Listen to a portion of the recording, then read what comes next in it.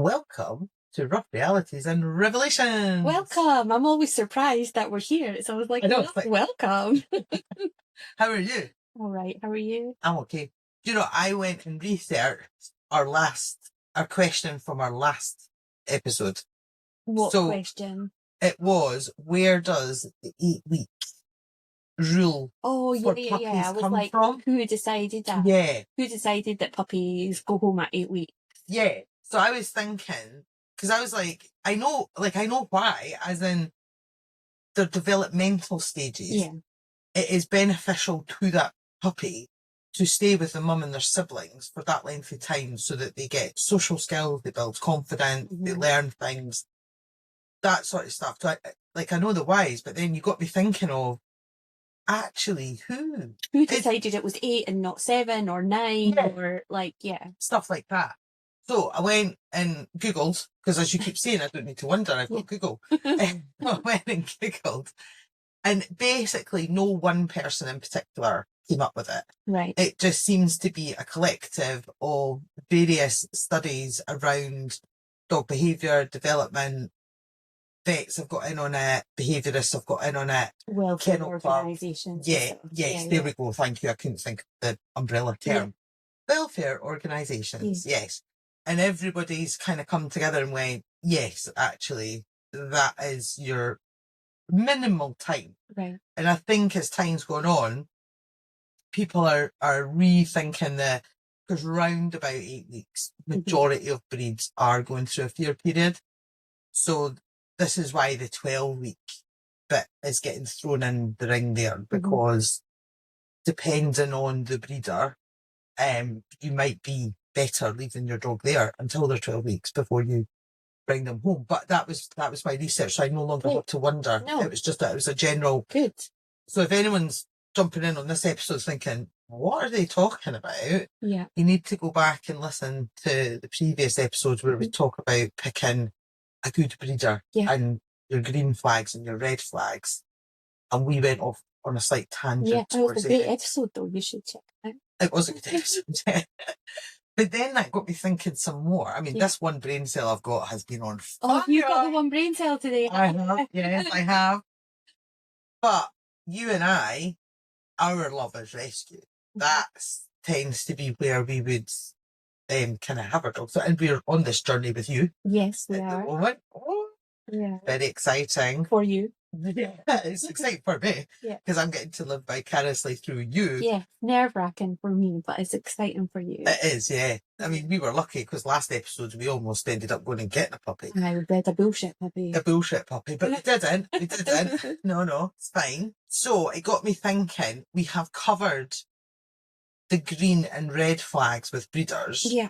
Wouldn't it be cool to cover green and red flags for choosing to adopt a dog from a rescue? 100%. I think that would be quite nice. Yeah. So just like with choosing from a breeder, what we're about to talk about is on the basis that you have done your research. Yeah. Like you haven't just done what you and I did the last time and Googled and saw what was available. Yeah. You have worked out what breeds do you like and what behaviour traits do you like. You've been very honest about your lifestyle, as in what can you consistently offer a dog, what your expectations are of a dog. Yeah, I think what you want from a dog is like really important. It's massively important. Yeah. Yeah. So you have that information. So this is all based on, you have done your research and you do know what you want and what would suit you. But then the rescue world, there's loads of different options. Yeah, there is. Yeah. So we can go down the route of, say a big organisation. Yes. So Dogs Trust, Battersea. So they tend to be, those types of rescues tend to have the dogs in a kennel environment. They tend to have rescue backup as well. So once you've adopted the dog, they will, they do have trainers that you can ask for help and, with settling the dog in and whatnot. There could be training going on within the organisation. So when the dogs are there, they're getting a little bit to train in. They have trainers. And stuff. Yeah. There's usually home checks and stuff like that involved. So you can go down like that route. Yep. The same can apply, though, with smaller rescues. Yes. They can have the same setup as in predominantly kennels. Volunteers will come in, help walk the dog, look after them. They might be able to have staff. They may or may not have rescue backup, though, as in backup from a trainer and stuff like that. Yeah. I think as well, though, you know, when we talk about rescue backup, what we essentially mean is that rescue will take that dog back if something goes wrong. Oh, yes. That's you know, that is the main point of rescue backup. That if for any reason you can't keep that dog at any point during that dog's life, then, you know, if your circumstances change, or, you know, you take, you know, heaven forbid you take unwell or something like this that. Is it. Things happen. That rescue will take that dog back. And that's essentially what we mean by rescue backup. Yeah. And I'm also meaning that they have trainers to help you with the dog as well. They're not just going, you've got it now, not like the breeders we were talking about that block and delete the minute you've walked off out of the door with the puppy. Yeah, they're like block and delete. Yeah. There are some rescues that can do that, though, and this is where the red flags will come in. But we've got those styles of rescue. We then also have the type where the dogs are predominantly in foster homes. So this means that usually very well-meaning people are giving up their time, space and house for free. They're not paid, so fosterers are not usually paid. Yeah. But they have the dog within their home, sometimes teaching them and stuff, but they're within a home environment. And so when you contact the rescue will be doing the advertising about the dog and whatever, but it doesn't mean the dog's not in a central location, put it that way. It could be anywhere, basically, but they're in a foster home, being looked after there. And then you have the options to bring dogs from other countries, is the other way of doing it. Have I missed any? Not really. Sometimes there's breed-specific rescues, but they could then fall into any one of those categories. Yeah.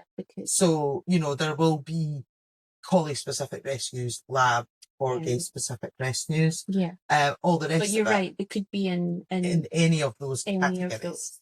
And they're often involved with other rescues as well. Yes. You know, so, you know, oh, I see you've got a corgi, you know, we'll help support you, rehome that corgi, we'll advertise to corgi people, you know. Yeah, like rescue that. people do actually generally work together Mm-hmm. and things like that. Yeah.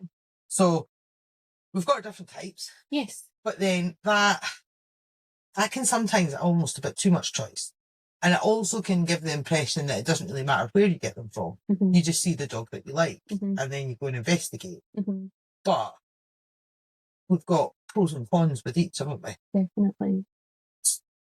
Yeah, so thinking about ones that are in a kennel setup, then, for example, what would you say were the main benefits of choosing a dog from somewhere like that? There's usually, and this sounds terrible, more variety. Mm-hmm. As in, usually with these places, you will fill out an application form and will be grilled and interrogated. There'll be all those questions about your lifestyle. And genuinely, you shouldn't even have to state this, but be honest. Write down if you have visiting children, for example. Yeah. Write down what your hours of work genuinely are, not what you think the rescue works here, but actually what your lifestyle is. Yeah. Because they're going to use this information to pair you with the best dog for you. Yeah.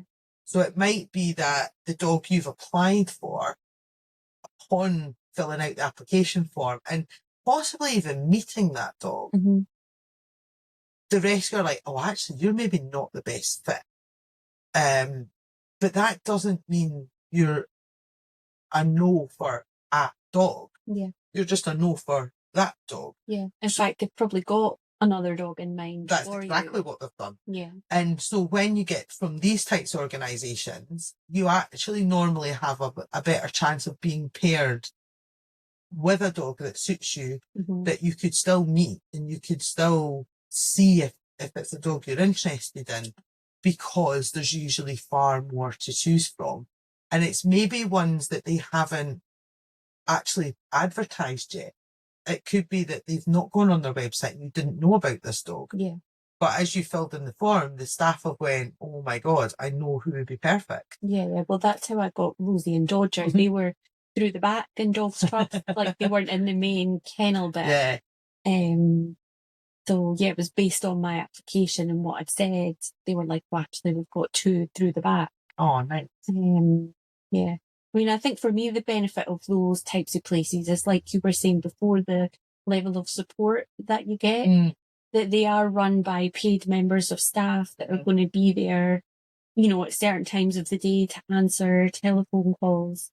Yeah. You know, some of the options that we'll look at down the line are more volunteer led, but going somewhere where there's actual members of staff there to support you is a big benefit, I would say. Actually, that's true. Yeah, you're going to get more instant help with everything. Yeah.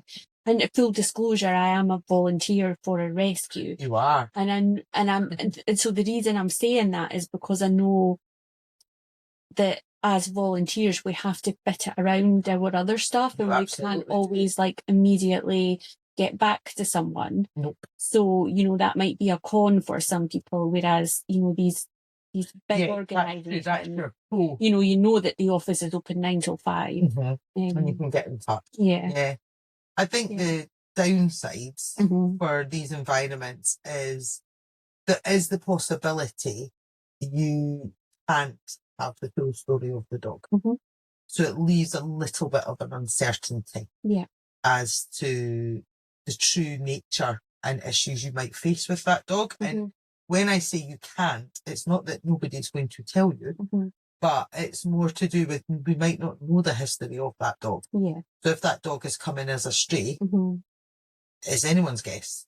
Anyone's guess what has happened in their life prior to arriving. Have they got issues with anything? Who knows? I think that it also, even a dog where we kind of know the history, if the dog has been handed in, I was trying to think of a nice way to say it, but I'm not going to care. People lie, basically. When they're handing a dog in, they feel really guilty that they can't cope with the dog, and they don't always give you the true story about the dog. I've seen it time and time again. The favourite lines are, somebody in the house developed an allergy to that dog. The dog's now like 18 months old. How kind of allergy did we suddenly develop? Some of them will say that they bit a child when they haven't, but you have to be honest with people and say the dog, we got told the dog bit a child, can't be home the dog with children. And that null and voids a lot of people for that dog when it was essentially based off of a lie to alleviate somebody's guilt or to emotionally pressure the rescue into taking the dog because then you worry about the safety of the people at home. So even when the dogs are handed in, you're not guaranteed you're going to get the full story. Definitely. I mean, I think likewise people might hide a bite history. Oh yes, worrying that the rescue might not take the dog in, you know, and might have just fluffed over like a lot of behaviour things in case the rescue didn't take them. Do you know the sad thing is?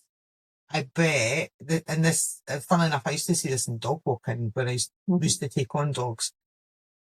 People would have been honest to begin with, then got told we don't have space because these types of dogs are harder to rehome, they're harder to work with. You've got to make sure you've got enough space, time, staff, everything. So they would have been told, I'm so sorry, I can't help you right now. And out of desperation, they start hiding that information because they need the dog away.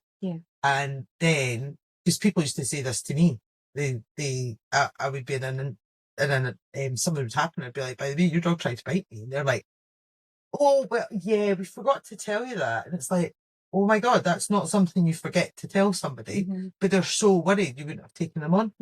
So yeah, you're completely right. They hide potential bite histories and things like that. So there's an element of, we're not going to know the history of that dog. Kennels, no matter how nice we try to make it for the dog, it is stressful. Still a kennel. It's still a kennel. It's noisy. Mm-hmm. There's a rotation of staff. We are, rescue people are always doing the best that they can, but it's never perfect. And it's never, some dogs cope better than others. Mm-hmm. Some just water up a duck's back. They're like, oh, it's my life at the moment. Others are struggling with it, which then means you're seeing the dog gets more stressed. Yeah. And either some dogs, just like people, completely shut down and go into themselves. So you think you've got this quiet dog and it's all laid back and nice. And then when you remove the stress, i.e. the dog's went to a home where it can have actual sleep, it can relax, it has a routine. Its personality starts coming out. That was nothing like in the kennel. Yeah. And then we can be vice versa. The dog could come across as really wild, really untrained, very barky, very reactive within the kennel. Yeah. You put them in a home and it's a quiet dog. Yeah. It's a really chilled dog. It just couldn't handle the stress of the environment that the dog was in. So there's those elements where you can't completely guarantee. Yeah. All the information you're going to get about this dog is going to completely pan out exactly how you have been told, because you're about to change their environment, and their environment plays a massive part in their behaviour. Absolutely. So I think that leads us nicely then on to the main benefit of getting a dog from an organisation that keeps the dogs in foster. Yeah. Because you are seeing more of that dog's true nature if it's been in a house, potentially with other dogs, or with family members. Exactly. I think that's so true, because they're getting used to household noises. They can give you a much more accurate, I was going to say description, that's maybe not the right word, an accurate assessment of how that dog copes on a walk. Yeah. Is the dog scared of traffic? Does the dog chase cyclists? Is the dog super obsessed with birds, for example? You might not know those things if you get a dog from a kennel. Yeah. But you would hope, if this is my cons part with fosterers, the experience and level of kind of work that they will do with the dog. Yeah. Because some fosterers, they do a great job. I don't want to slate them. I don't want to sound like that person, but sometimes for example, they don't take the dog out individually. The dog's always walked with their existing dogs. Yeah. And you don't know how that dog will cope on its own. That's not you don't know if that dog actually crumbles if it's not with a dog. Yeah. Or if the dog is okay without other dogs. Maybe as well, if they've got several dogs, they take them to quiet places to walk them. Yeah. So you don't, because again, it goes back to this volunteering thing. These fosterers give up a lot. They're trying to live their normal lives. They're trying to look after their own animals, children, whatever. But then they've also got these dogs that they're trying to help and support. Yeah. But there's only so many hours in a day. So a lot of the time, that dog has to fit in with their lifestyle and things. And that might mean that dog isn't always exposed to absolutely everything. Yeah. Like maybe that dog doesn't go in a car, for example. We don't know how well it travels. So I think a lot is to do with what is the fosterer doing with the dog? Yeah. Have they noticed any issues? Have they done these things? Have they prepped them for what life would be like with different types of people, for example? That would be my only, I would want to really know what the fosterer is doing with that dog to help make an informed decision for me. Is that dog actually going to totally fit in with my lifestyle? Yeah. Have you fostered before? Of course, and I failed. I got Bubba. So, the one time I go to a dog training weekend and I came back with a dog.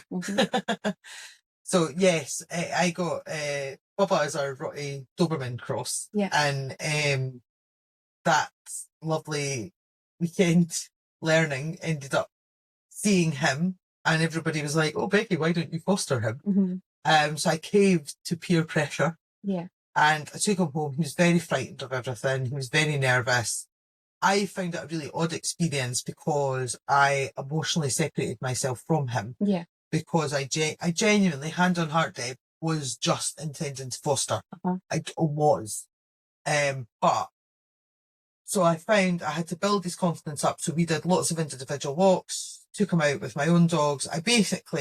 Everything I was doing was to make sure that when he found his forever family, he would slot in no problem at all. And he would be a good boy. And he is a good boy. He is a good boy. I think he's one of my favourites with your dog. He's like Scooby-Doo, man. He's like, oh, hello, and stuff. But as he stayed, I think we were only 2 weeks into having him. And John was like, well, I like him. Can we not keep him? And I was like, what? I was like, no. And because I wanted more sort of like agility collie type dogs. He wasn't. So talking about what did you want to do with your dogs? A Rottie cross. I mean, I love Rotties. Dogs are not, for me personally, they're very beautiful looking dog. Personality wise, I don't know. I find them, they're quite highly strung, and Bubba, bless him, is quite the Doberman. He's got to have, plenty of beds to lie. It's got to be soft and squishy, and he's got to have his jacket on when we go out because it's cold, and he has to do all these things. Whereas I'm like, son. But we ended up, we kept him.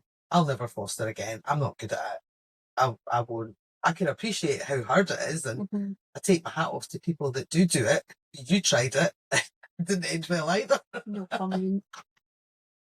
So yes, so I have done it, but it is hard. Yeah, it is hard. But no, fostering is great. I think when you want to be more certain about the dog's behaviour in a household environment and what they're like. Yeah. I think that one's a good one if that's really important to you. Yeah. I would say for me, dogs that are in foster homes, when you have children, I would feel more comfortable taking a dog like that than taking a dog from a kennel situation if I had kids. Yeah.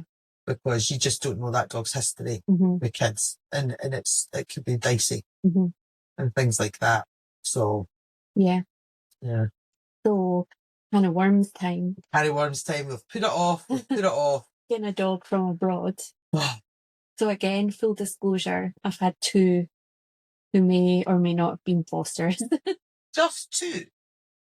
Yes, it is only 2. 2, yeah. Technically, because you're a bit like me, I've got 3 dogs from Ireland. Yeah. So Ireland, they had to come over. Yeah. So there's those. Yeah, that's true. But what I would like to preface here, as we're about to open the can of worms, watch us go. I personally have no objection where a dog comes from. If it's a dog in need and it needs a home, I'm not going to bother getting into semantics about where it comes from. Because I think when it became more commonplace to bring a dog from abroad, a lot of people got on their high horse and were like, there's dogs in this country, there's dogs in... none of my reservations about this have anything to do about a dog needing a home. That's not my motivator here. The situation always has been, always will be, that there is a constant stream of dogs coming into rescue, and there is not a constant stream of people looking for rescue dogs. No. And so there is always going to be more dogs looking for homes than there are people looking to rehome them. Yeah. And bringing dogs from other countries is not going to change that. No, it's not. No. And I think I'll be honest, I don't quite know the pros of bringing a dog across, because for me, there is too many what ifs for these dogs. Because initially, and I think things have switched, and you could correct me on this. Yeah. But initially, it was dogs who were out on the streets. Yeah. Who were dicing with death a bit, you know. Depending on the countries they came from, people weren't nice to them. Sometimes they were okay, but it's not the best existence. They're coming over here. UK is a weird country for dogs, because our own dogs are essentially rude. They have no social skills whatsoever, because those of us that get our dogs from a young age, we seem obsessed with there's another dog, go and talk. There's another dog, go and talk to them and go play. And it just creates this really weird, lacky social skills. Yeah. Whereas these dogs, because they've been allowed to be dogs, they've got normal social skills. So for the most part. Yeah. Aye. Yeah. Where dogs are concerned. Yeah. And stuff. Whereas normal dog rules. Yeah. But so they find that overwhelming. But then us as people, we feel really weirdly entitled to touch every dog that we see, put dogs into situations that, quite frankly, they'd rather be somewhere else. And it's a lot for these dogs. And I don't know if it's because, as a trainer, when people welcome these dogs into their homes, clearly nobody is giving me a call if the dog settles in well, right? So I know I am getting a biased view of the panicky calls I'm getting about the dog not settling in. Yeah. And them having major problems. Yeah. So I think that brings us then to the first con of this type of rescue. Yeah. Is that there are most definitely good ones and there are most definitely bad ones who are just in it for the money. Yeah. Which I don't understand, because no offence, what money are you making? Because rescue stuff, it's like a leaky bucket. And I don't understand how it can be profitable unless we're going back to the old puppy farming malarkey. We are going back to the puppy farming malarkey. Oh, okay. So I was logically, I was going in the right direction. Yeah. So some of the organisations who are bringing dogs from abroad are bringing them from Eastern European puppy farms. That's why, because I'm saying these dogs are street dogs, and I'm saying there's been a shift. That's why I said, for the most part, they understand other dogs. They understand dog, right, yeah. They understand dog-on-dog interactions for the most part. I'm with you. If they are street dogs or stray dogs, they do. Or dogs that have legitimately come into rescue in another country, but you've also got this pot of dogs that are being bred to facilitate this rescue machine. Right, okay.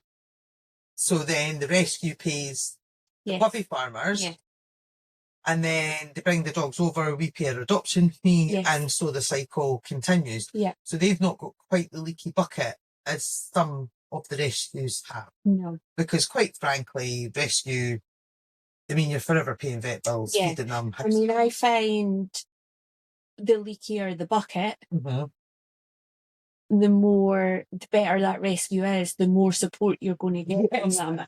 If all the money is going into the caring for the dogs. Oh, absolutely. Because I think this is where I was thinking the shift's happening, because a lot of the ones I'm seeing are fairly young dogs. Yeah, young dogs. I'm like, how are you finding them on the streets so much? Yeah. So, right, okay, they're coming from... Great. Aren't humans wonderful? They will manipulate any situation that they can see fit to earn money. I know. Oh, God. So... But, from a good foreign rescue, you should expect to be grilled as much, if not more. You need to be than more. From a UK rescue. Yeah. I think this is the flags I think is important for people to understand, to see. Because often the argument is, and this, I hear this from people, they've contacted me and they're like, I'm struggling with the dog. It's growling at my children. It's barking at strangers. It's can't really get a lead on this dog. And they're sort of like, they're then getting frustrated that the dog's not settling in. And as we start talking about, and I'll ask, do you know what this dog's experience is of being in a house, being around children? And actually, they don't know. Yeah. Nobody's told them. Yeah. They did it, and they've not known to ask the question. So again, we're going back to do your research, please. But And we're going back to rescue backup as well. Absolutely. Because the rescue person in the UK should be supporting you with your adoption. Exactly. They should be following up with you, checking in on you. They should be hitting you with requirements from their end as well. Like, are you taking that dog to training classes? Yeah. Are you taking it regularly to the vet? You know, all of those kinds of things. Yeah. And that, you know, potentially that is a con for some people because they don't want that level of involvement in their adoption. No, they just... You know, they don't want the rescue phoning you up every month to see how the dog's doing and asking for photos and asking for updates and, you know, and asking for proof that you've been to a training class. For some people, that's too much interference. And I think some people take it as a personal slight as well, where people are like, oh, they don't think I'm good enough. They're not. But actually, these people have invested a lot of time with this dog. Yeah. And they want the best for the dog. And it's reassurance for them that actually it's going well. That dog's happy, you're happy, they've helped a dog, you know, they've done all these things. And I think that, so really, if you are looking, because people have said there's less checks with bringing the dogs across. So when you have, especially children, this seems to always be the crux of it. If you have young children within the household, whether this is living there or regularly visiting, it does negate a lot of UK dogs because we try to keep everybody safe. Yeah. There's strict rules in place and, you know, you've got all your hurdles to go through.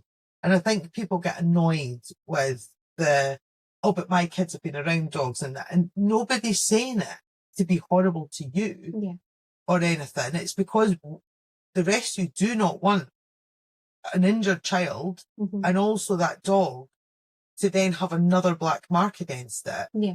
Because you got your feelings hurt and you demanded a dog. If this dog has already shown that it's not good with children, why put it in that situation? But when, for some rescues, not every, some rescues, they don't do these checks. They don't see how those dogs are going to interact with children, but they just send them over. So, and that satisfies that person's, well, I just want a dog and my kids are fine. Yeah.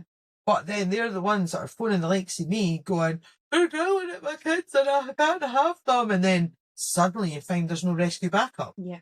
I've asked the rescue and then they just got shunted with me and told me it's my problem now and all this sort of stuff. And you need to ask all these questions before you start sending money, signing paperwork, speak to other people that have had similar experiences from that particular rescue. Yeah.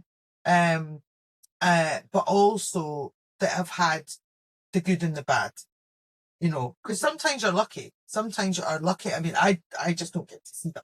Yeah. I don't get to see those cases. But when it goes wrong, it goes horrendously wrong with these dogs.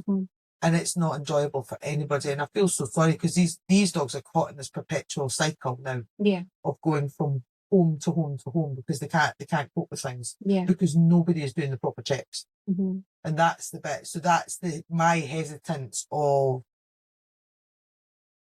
bringing them from abroad because there's no meet and greet beforehand. No. Unless that the only way that works is when you do have rescue backup, they've gone to a foster in the UK, you can go meet the dog at that point. If that's how it goes, fine. But this is more the scenario they're coming right over. I think organisations that do have foster facilities, though, like that, are few and far between. Yeah, because like you say, because so again, many... it's volunteers as well. Exactly. So it's really difficult. So I think there are pros though, and I think, you know, it's tricky for me to objectively say what they are because cousin Leo was absolutely the love of my life. Yeah, aye. Absolutely the love of my life. And when he came over, he was a complete dickhead. He was, yes. But he was not a good boy. He was not a good boy, but he had problems. Yeah, but he became such a good boy. He did become such a good boy. And he was absolutely the love of my life. And so that is the pro. Yeah, no, absolutely. I think that you can't get your happy ending and everything, but you are with a very good rescue. That's the difference. Yeah. I think when you are with a good rescue that has rescue backup, that grills you to the hilt, that makes sure you're paired up. Definitely. And everything. I mean, I was the rescue backup for cousin Leo and for Alma. They had both been in other homes and had been handed back. So I've never got a dog that's come directly from abroad. No. But you take them on when it's But I was the rescue backup. Yeah. And I just kept them. You did, aye? No comment. Yeah, exactly. You did. But I think to make sure that you are prepared, so like we've looked at the pros and cons of each of the each type, and it's entirely down to, there's no right or wrong, I think, in all of this. Yeah. But I think one thing that you really need to be aware that's not always spoken about is the coded language in the descriptions of these dogs. Because I think if you understand what's really being said, you can make a more informed choice as to, is this something you want to take on? Definitely. So have you been through an ad to get some? Some of them just you're looking. So like, because my favourites are things like when they say, oh, lovely, friendly, bouncy dog needs continued training. Yes. What? In your head, you're probably thinking, oh my God, that sounds like a really good fun character. Probably pulls on the lead a little bit. I'm quite an active person, so I want a really active dog. And you think, oh, this sounds fun. Yeah. This dog is probably wired to the moon. Yeah, it sounds exhausting. And you need to peel them off the ceiling. Yeah. They'll pull you like a train. They'll jump up all the time. They probably mouth you. Yeah. They've probably got no recall whatsoever. You're probably looking at a dog that's, I don't know, I bet they're 18 months. Yeah. And its previous owner was surprised that it didn't train itself. Yes, exactly. That exact scenario. Yeah. This 80-month-old dog has the skill set of a 10-week-old puppy. Yeah. Is what that's saying. Yeah. So unless you really want to go in it for the long haul, then that's what that's meaning. Yeah. With that one. Other ones are some of them just make me laugh. Some of them when they say could be okay with other dogs, but needs careful introduction. That dog probably isn't very good with other dogs. Yeah. It needs to meet the same dog about 50 times before it goes, oh, we're pals now. Yeah. So that dog is not for somebody who likes to go out on a walk and get chatting with other people and walk with other people and other dogs. Yeah. That's not eventually going to be a good, like the way it's worded where, needs a few introductions. Yeah.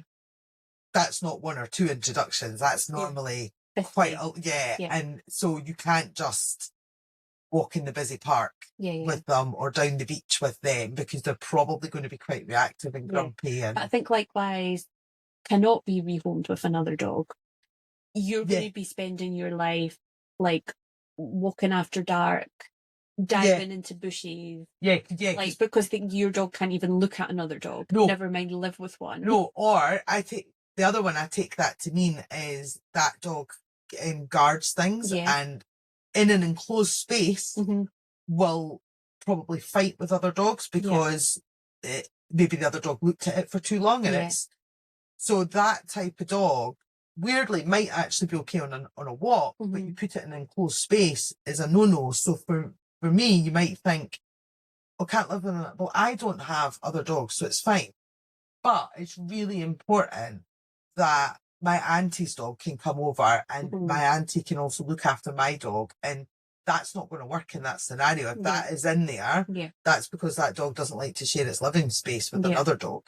So yes, there's that one.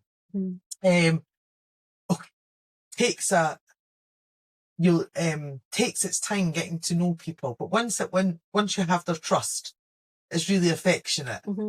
That dog bites. Yes, nappy. That means that dog has a bite history and is very nervous and very fearful. Yeah. If that's your bag, there's nothing wrong with any of this. This is your thing, but expect to visit that dog like 20 times before you take that dog, and show that you're willing several times a week to go and visit that dog to build up some form of rapport. I think potentially as well, that dog can maybe be a bit guardy of its special person once it's claimed them as its special person. Yeah. So so again, if you're a social butterfly type, those types of dogs probably wouldn't enjoy your lifestyle, and then you would feel restricted by catering to help them. So it's not the best match. One that's misunderstood lots, and it gets people's backs up, is when they say must have an enclosed garden. Because two things happen there. One is people then feel slighted if they don't have a garden, and that does a lot of rescues won't be home if you don't have a secure garden. And people are like, if I live in a flat. My dogs are walked. I do feel people that live in flats actually walk their dogs more than people that have access to a garden. Nobody's saying it because they don't think you'll walk them. What they're saying it is because that dog's probably struggles to deal with the outside world and will need time to decompress in a new home. So actually garden visits might be all that dog's capable of doing. Which brings us back to our overseas friends. There's loads of them that can only deal with the garden for the first few months. So if you don't have a garden, there's no sanctuary for this dog. And then guess what? You'll only have that dog less than a week, and that dog will go back because you've realised it didn't work. So when they say an enclosed garden, chances are you're dealing with a fearful dog that needs somewhere to decompress and feel safe. So that one gets misunderstood. Potentially as well, it could be a dog that has strayed or a dog that is a flight risk if they were spooked. And the thing with gardens, it's not so much just having the garden, but having a secure garden that dog can't escape from. No friend climbing over. Because even with the best will in the world, we can say, we'll keep the dog on leash when we take it out into the garden until it's settled in and stuff. But when it's 11:30 at night and it's raining, you're just going to let it out for like a quick pee, and then that's when a truck goes past or something spooks the dog, and that's when these incidents happen. So potentially, and that's thinking about your foreign dogs as well. There's quite a few. I mean, my love of collies, a lot of what we're describing is a collie, which kind of brings me to when you then see the dog needs a rural environment. What they mean is the dog cannot cope with traffic, hustle and bustle, bumping into people. The dog kind of wants to be a hermit and live in nature. So don't you think because you live in a quiet street, that is rural? That's not probably going to cut it for this particular dog. So I think if you know the lingo, you can scan through the descriptions and you start to get a feel for, actually, I might like the look of that dog, but actually I know what it's saying, and it's like, maybe not. No, definitely. Maybe. And I think there's just one more that is going to crop up and be a problem for people, and that is either adult only home or like no children under 10 or no children under whatever. A quiet house is kind of going under the same umbrella there. And definitely. And that is for the safety of the people and for the dog. Definitely. It's not that's not a negotiable. No. So that one I wouldn't. If that's your scenario where you do have children, then if it's no children under 10 and you're like, my daughter is 8 and she's really responsible. Like, well, your maths isn't good. 8 is less than 10. So it's not. But you see that all the time. See it all the time. My child is really responsible. My child would never. Like, but the dog might. Exactly. It's not. It's both parties we've got to worry about. Between the children doing something because they're children and they don't know, but then the dog endangering them because of the dog's past history with children. And it's the same for like busy households. So if the description says we'd enjoy a quiet household, that again means that dog is not going to enjoy a party house where people are traipsing in and out and there's lots of noise going on. And all it's meaning is there's no, if you try and pair those types together, there's no enjoyment for either party. Definitely. It's more difficult than it has to be. you know, if you've done your research and have chose a good rescue, whatever kind of rescue, so a kennel one, a foreign one where they're in foster, then the staff, the volunteers, you know, they'll be doing their very best to make sure that it's a good match and that these issues are not going to crop up and that hopefully, you know, they don't want that dog to bounce back. No, they don't.